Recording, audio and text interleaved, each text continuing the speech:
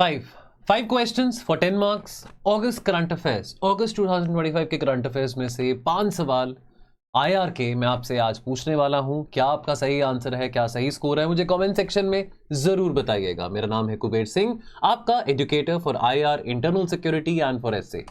और आगे बढ़ने से पहले आपको यह भी बता दूं, अगर आप अपने आईआर को होलिस्टिकली कवर करना चाहते हैं, चाहे वो करंट अफेयर्स की कवरेज हो, चाहे वो आईआर के कंटेंट की कवरेज हो, चाहे वो प्रीलिम्स ओरिएंटेड आईआर की न्यूज हो, फैक्ट्स हो, डेटा हो, प्लेसेस इन न्यूज हो, या चाहे वो एनालिटिकल मेंस का एनालिटिकल अप्रोच की बात करें फॉर इंटरनेशनल रिलेशंस, तो आपको क्या करना है, आपको कुबेर सर का एकमात्र कोर्स ज्वाइन करना है, जिसपे आपको अभी 10% ऑफ भी मिल रहा है। 4049 का ये कोर्स है। टोल फ्री नंबर पे कॉल करके इसके बारे में जानकारी लीजिए। पहला सवाल with reference to Rohingya crisis की यहां पे बात हो रही है। क्यों मैं बात कर रहा हूं रोहिंग्या क्राइसिस की? वैसे क्राइसिस तो काफी टाइम से चलता आ रहा है, आप पिछले 8-9 सालों से इसके बारे में सुन रहे हैं, लेकिन I talk about that as well in the answer. Question को देखो, 3 स्टेटमेंट्स हैं, पूछा क्या गया है, करेक्ट स्टेटमेंट कौन सी है। ठीक है, मैं स्टेटमेंट नहीं पढ़ूंगा, स्टेटमेंट आप पढ़ेंगे और मैं आपको आंसर बताऊंगा कि क्या आंसर है। 3 स्टेटमेंट्स हैं, पॉज करो, देखो क्या लग रहा है। देखो इसका सही आंसर क्या है, ऑप्शन डी। देखो रोहिंग्या पीपल, जो पहली स्टेटमेंट है वो गलत हो जाती है। क्यों गलत हो जाती है? क्योंकि रोहिंग्या ऑफिशियली रिकॉग्नाइज नहीं है, they are not officially recognised as citizens of Myanmar. उनको एसोसिएट सिटीजनशिप का दर्जा दिया गया है। ये जो लोग हैं, रोहिंग्या जो लोग हैं, रोहिंग्या मुस्लिम जो हैं, जहां पे ये रहते हैं, उस रीजन का नाम, उस स्टेट का नाम पहले आरक्कन होता था, दी आरक्कन स्टेट। अब उसका नाम क्या कर दिया गया है, अब उसका नाम रखा गया है रखाइन स्टेट। रखाइन स्टेट जो है वो क्या है, वो एक बुद्धिस्ट डोमिनेटेड स्टेट है। तो पहला स्टेटमेंट गलत हो जाता है। म्यांमार का जो नागरिकता का कानून है वहां पे रोहिंग्यास की के लिए कोई जगह नहीं है। सेकंड स्टेटमेंट जो है ये अगेन गलत हो जाता है। वो क्यों गलत हो जाता है? क्योंकि यूनाइटेड नेशन ने कहीं पे भी ये नहीं कहा था 2017 में जब क्रैकडाउन हुआ था रोहिंग्यास के ऊपर कि ये जेनोसाइड है। आईसीसी ने यहां पे स्टेटमेंट में लिखा गया है कि डिड नॉट परस्यू चार्जेस। नहीं, आईसीसी ने चार्जेस परस्यू करे थे, यहां पे आप आंसर भी देख सकते हैं, लेकिन आईसीसी ने भी इसको जेनोसाइड मेंशन नहीं किया था। यूनाइटेड नेशन ने इसको ऑफिशियली जेनोसाइड मेंशन नहीं किया था। यूएनएचआरसी ने, United nation human rights council ने इसको एथनिक क्लेंजिंग का दर्जा जरूर दिया था। और जो स्टेटमेंट 3 है ये करेक्ट है, ये इकलौती स्टेटमेंट है जो करेक्ट है।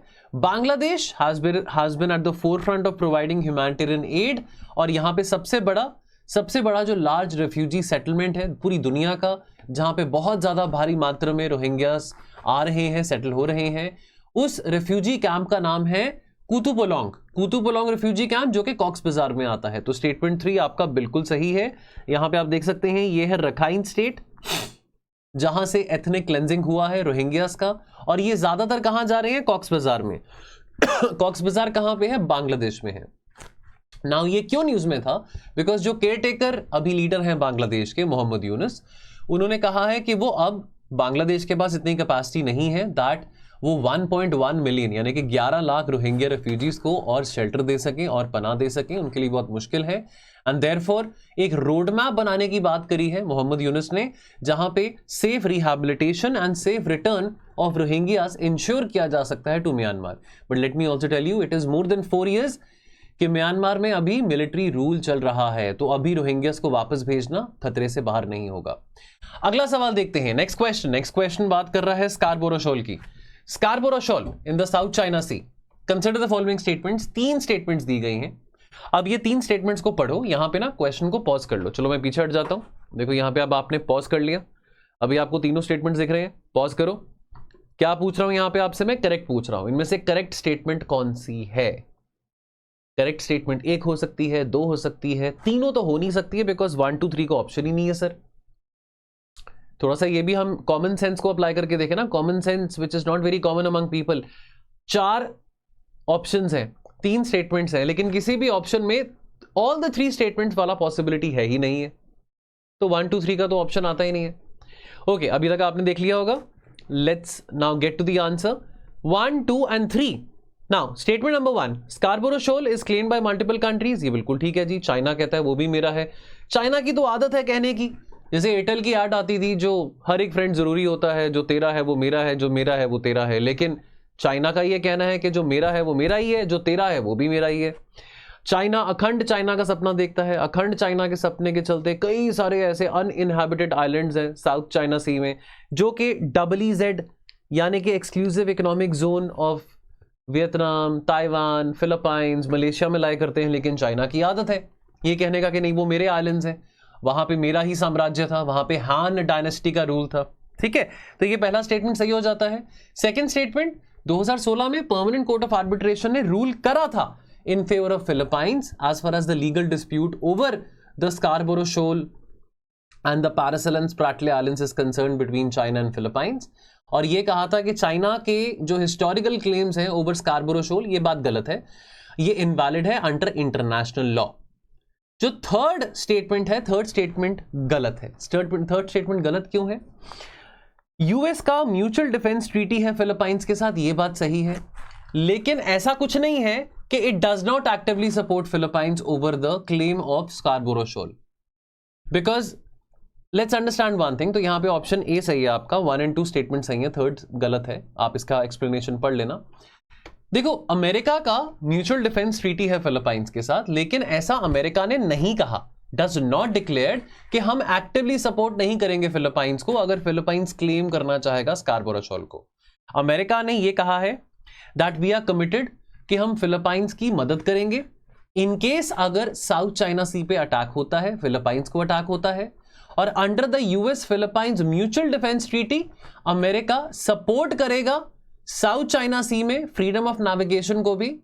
लेकिन as far as America saying कि सॉवरेनिटी किसके पास लाई करती है, तो अमेरिका यहां पे बहुत स्मार्ट प्ले कर रहा है। अमेरिका कह रहा है कि देख भाई, तेरे ऊपर कोई आंच आती है, तेरे ऊपर कोई हमला करता है, मैं खड़ा हूं, तेरा भाई तेरे साथ खड़ा है। लेकिन जहां तक सॉवरेनिटी की बात आती है, जहां तक सॉवरेनिटी की बात आती है कि भी स्कारबोरो शोल अगर फिलीपाइंस कल को कहता है कि वो मेरा है, तो अमेरिका भी इसको लीगली एक्नॉलेज करे, तो अमेरिका इस बात को कहता है कि ऐसा तो मैं नहीं करूंगा, बिकॉज अगर ऐसा मैं करने बैठ गया तो फिर चाइना बुरा मान जाएगा, एंड देयरफॉर मैं डायरेक्टली किसी टेरिटोरियल डिस्प्यूट में नहीं आना चाहता हूं। यानी कि आपका एक पड़ोसी है, आपका पड़ोसी, आप उसको कहते हैं कि भाई मैं तेरे साथ खड़ा हूं, मैं तेरा भाई हूं, मैं तेरे साथ खड़ा हूं, लेकिन आपके पड़ोसी के घर के बाहर की जो गाड़ी है वो आपके पड़ोसी की है, लेकिन क्लेम कोई और तीसरा बंदा कर रहा है। अब आप अपने पड़ोसी को कह रहे हैं कि हाँ यार, कि मैं तेरे साथ खड़ा हूं, मैं तेरा भाई हूं, कभी भी मुसीबत हो कोई चक्कर वाली बात नहीं, मेरे पास आ जाना, तेरा भाई खड़ा है।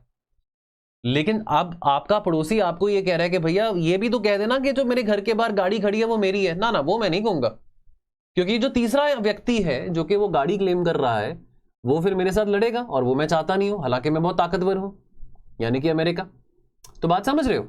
ये देखो, ये है स्कारबोरो शोल, यहां पे स्कारबोरो शोल आ गया। प्लेसेस इन न्यूज बहुत इंपॉर्टेंट होता है। मैं क्यों फिलीपाइंस की बात कर रहा हूं? बिकॉज अभी फिलीपाइंस के प्रेसिडेंट इंडिया आए थे। ये करंट अफेयर्स की बात कर रहा हूं। करंट अफेयर्स के हमने भी बहुत एग्जॉस्टिव कंपाइलेशन बनाया है, हर महीने का करंट अफेयर्स का कंपाइलेशन बनाते हैं, हमारे वेबसाइट पे भी वो जाता है। अगर आपने नहीं देखा तो वेबसाइट पे भी हमारा जो डेटा है, फ्री कंटेंट है, उसको एक्सेस कर सकते हैं। लेकिन ये प्लेसेस इन न्यूज बहुत इंपॉर्टेंट है, तो स्कारबोरो शोल यहां पे आ जाता है। ये देखिए, स्प्रैटले आइलैंड्स आ गया। ये अनइनहैबिटेड आइलैंड्स हैं, कहां पे लाई करते हैं? साउथ चाइना सी में लाई करते हैं। ठीक है, और ये देख रहे हैं आप 1 2 3 4 5, ये जो dash, red dash dotted line है, इसको 9 डैश लाइन कहते हैं। ये जो 9 डैश लाइन है ना, ये एक इमेजिनरी लाइन है, जैसे इक्वेटर है ना, ये इक्वेटर है ना, इमेजिनरी लाइन जिसको कहते हैं। तो ये 9 डैश लाइन एक इमेजिनरी लाइन है जो कि चाइना ने बनाई है। क्यों बनाई है? ताकि वो इस 9 डैश लाइन के भीतर जितने भी आइलैंड्स आते हैं, उन आइलैंड्स को, चाहे वो इनहैबिटेड है, अनइनहैबिटेड है, आर्टिफिशियल है, नेचुरल है, उन आइलैंड्स के ऊपर अपना क्लेम लेजिटिमाइज कर सके based upon historical data. Next question very easy, operation midnight hammer is, देख लो चारों स्टेटमेंट्स, मैं यहां पे पीछे हट गया हूं, बहुत इजी क्वेश्चन है। क्या सही आंसर है? यस, आंसर ऑप्शन डी है। अमेरिका का जो अटैक हुआ था on the nuclear facilities in Iran, operation midnight hammer.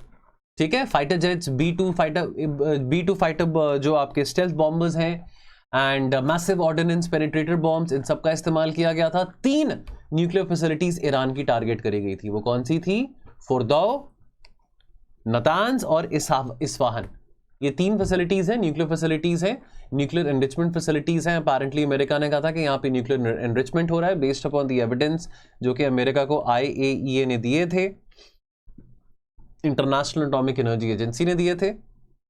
उसके आधार पे यहाँ पे न्यूक्लियर एनरिचमेंट हो रहा है एंड देयरफॉर अमेरिका ने यहाँ पे इन तीनों साइट्स पे अटैक किया था। ऑपरेशन का नाम था ऑपरेशन मिडनाइट हैमर। अगला क्वेश्चन, एक्सिस ऑफ रेजिस्टेंस की बात हो रही है। Axis of resistance, axis of evil एक चीज है, एक्सिस ऑफ रेजिस्टेंस क्या वो दूसरी चीज है कि क्या वो भी सेम चीज है? एक्सिस ऑफ ईविल और एक्सिस ऑफ रेजिस्टेंस क्या वो दोनों सेम चीजें हैं? तो ये 4 स्टेटमेंट्स हैं, आपने इसमें से बताना है कि इनमें से कौन सी करेक्ट है। अब इसमें भी कोई पॉसिबिलिटी तो नहीं दिखाई दे रही है जहां पे 1 2 3 4 चारों करेक्ट हो, तो बताओ कौन सी करेक्ट है। पॉज कर लो, पढ़ लो, स्क्रीनशॉट ले लो। मेरा चेहरा बीच में आ रहा है, सुंदर लगे ना लगे कोई बात नहीं, लेकिन कोई बात नहीं, स्क्रीनशॉट देख लो, देख लो क्या आपको सही लग रहा है, क्या कौन सा आपको यहाँ पे क्वेश्चन सही लग रहा है, ऑप्शंस कौन सा सही लग रहा है, स्टेटमेंट कौन सा सही लग रहा है। चलिए आगे बढ़ते हैं। इसमें केवल एक ऑप्शन जो 3 है वो सही है, 1 2 एंड 4 गलत है। पहला स्टेटमेंट कहता है that the axis of resistance is solely composed of state actors with no significant non state actors. देखो पहली बात तो यहीं पे गलत हो जाता है। देखो स्टेट एक्टर्स यानी कि स्टेट गवर्नमेंट की इन्वॉल्वमेंट, स्टेट एक्टर्स यानी कि ईरान, सीरिया, इराक, लेबनान, ये स्टेट एक्टर्स हो गए। एनीथिंग ऑथराइज्ड और sanctioned by the state is a state actor. Anything और एनी एंटिटी और any enterprise to do anything with the state is a state actor. Non state actor यानी कि Hezbollah, Hamas, हूथीस, ये non state actors आ जाते हैं। तो axis of resistance में केवल स्टेट एक्टर्स तो नहीं होंगे, नॉन स्टेट एक्टर्स भी होंगे। हिजबुल्ला है, हूथी है, हमास है। सेकंड, हिजबुल्ला का role within the axis of resistance is confined to Lebanon with minimum involvement in regional conflict like Syria and Iraq. गलत है, सिर्फ लेबनान तक हिजबुल्ला इन्वॉल्व नहीं है। हिजबुल्ला की प्रेजेंस लेबनान तक जरूर है, लेकिन हिजबुल्ला का जो मतलब इन्वॉल्वमेंट है वो इवन सीरिया और इराक में भी है। सेकंड स्टेटमेंट गलत हो जाता है। थर्ड स्टेटमेंट, ईरान ने यूटिलाइज करा है concept of strategic depth to extend its influence across the Middle East, facilitating the creation of proxy forces and militias, specifically Iraq, Syria and Lebanon. ये बिल्कुल सही ऑप्शन है। चौथा स्टेटमेंट कहता है the axis of resistance maintains uniform ideological and sectarian composition with all members following a single political ideology. No. Iran शिया state है, fine, लेकिन हमास, हिजबुल्ला और हूथी में से जो हमास है वो सुन्नी इस्लाम फॉलो करता है, वो शिया इस्लाम फॉलो नहीं करता है। तो एक्सिस ऑफ रेजिस्टेंस में यूनिफॉर्म आइडियोलॉजी नहीं है। सुन्नी लेड मूवमेंट्स या सुन्नी लेड फ्रेमवर्क को कंप्लीटली रिजेक्ट नहीं किया गया है एक्सिस ऑफ रेजिस्टेंस में। तो एक्सिस ऑफ ईविल क्या होता है? एक्सिस ऑफ ईविल में आपका क्या आता है? Hamas, Houthi, Hezbollah, triple H. और एक्सिस ऑफ रेजिस्टेंस में क्या आ जाता है? एक्सिस ऑफ रेजिस्टेंस में ये कौन सी कंट्रीज आ जाती हैं? Yemen, Iran, Iraq, Syria, Lebanon, ये कंट्रीज आ जाती हैं जब एक्सिस ऑफ रेजिस्टेंस की बात करते हैं। तो याद रहेगा एक्सिस ऑफ रेजिस्टेंस और एक्सिस ऑफ ईविल में क्या फर्क है। अगला क्वेश्चन, वर्ल्ड इकोनॉमिक आउटलुक की बात हो रही है। अगेन यहां पे 4 स्टेटमेंट है। चलो भैया मैं साइड पे हट जाता हूं, आप पहले नजर मार लो 4 स्टेटमेंट्स को, पॉज कर लो। करेक्ट पूछी गई है, इनमें से कौन सी करेक्ट है? पॉज कर लो, कर लिया? अब देखो अगेन 1 2 3 4 वाला ऑप्शन तो है ही नहीं यहां पे। अब पता लगाना है कि कौन सी सही है कौन सी नहीं सही है। आओ 1 बाय 1 करके देखते हैं। World economic report primarily focuses on global economic growth projections, लेकिन it does not cover any regional economic outlooks और कंट्री स्पेसिफिक असेसमेंट। गलत है जी, करता है। वर्ल्ड इकोनॉमिक आउटलुक जो है वो रीजन स्पेसिफिक और कंट्री स्पेसिफिक असेसमेंट भी निकालता है। वर्ल्ड यानी कि पहला स्टेटमेंट गलत हो गया। पहला गलत हो गया मींस के ए और सी ये दोनों ऑप्शन गए, बिकॉज ए और सी दोनों में ऑप्शन 1 आता है। देन बी और डी में से निकालना है। IMF का जो वर्ल्ड इकोनॉमिक आउटलुक है regularly cited climate change and global public health crisis as की risks to long term economic growth specifically since covid pandemic. बिल्कुल सही है, सेकंड स्टेटमेंट तो बिल्कुल सही है।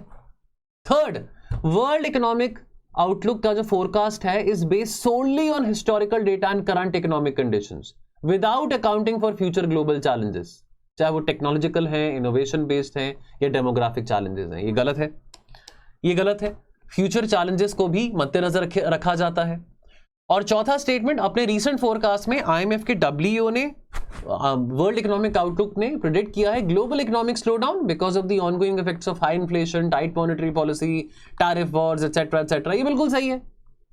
तो यानी कि आपका यहां पे ऑप्शन बी जो है वो सही आता है, यानी कि स्टेटमेंट नंबर 2 और 4 आपके यहां पे सही है।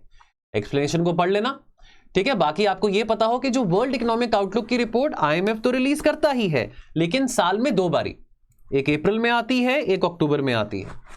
उसको अपडेट 2 बार किया जाता है और रिलीज 2 बार किया जाता है। अपडेट किया जाता है जनवरी और जुलाई में, लेकिन रिलीज किया जाता है पब्लिक डोमेन में अप्रैल एंड अक्टूबर में। बात ठीक है, समझ आ रही है? चलिए, कितना स्कोर रहा मुझे कमेंट सेक्शन में जरूर बताना। मिलेंगे बहुत जल्द। और हाँ, वंस अगेन आईआर का होल सोल कोर्स का एक्सेस लेने के लिए, पार्ट बनने के लिए, जो आपको मैंने यहां पे बताया था, आप जो कोर्स ज्वाइन करने के लिए आप ये टोल फ्री नंबर पे कॉल कर सकते हैं and you can be a part of it. I will see you very soon. Take care.